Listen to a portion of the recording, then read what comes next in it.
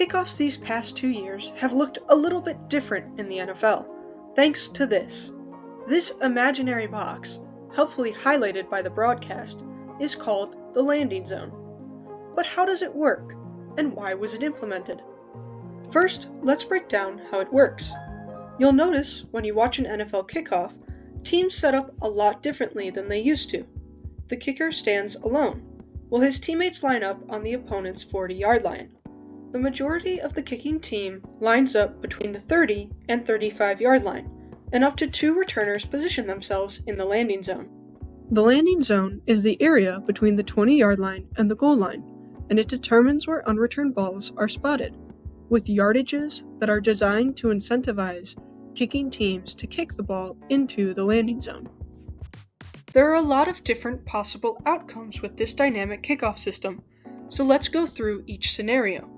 If a ball hits the landing zone, then rolls into the end zone, it is a touchback and is spotted at the 20-yard line. If a ball doesn't hit the landing zone and lands in or goes through the end zone, it is a touchback and is spotted at the 35-yard line. If a ball lands short of the landing zone, even if it bounces into the landing zone, it is a penalty, and the ball is spotted at the 40-yard line. If a kick goes out of bounds, it is also a penalty, and is again spotted at the 40-yard line. Any ball that lands in the landing zone and stays in the landing zone must be returned.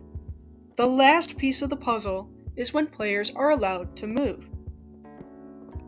The kicker moves first and starts the play with the kickoff. After he kicks the ball, he is not allowed to pass the 50-yard line until the ball lands or is touched. All of the players on the 40-yard line and between the 35 and 30-yard lines are not allowed to move until the ball lands or is touched. The 2 returners in the landing zone are the only players other than the kicker allowed to move before the ball lands or is touched. And that's it.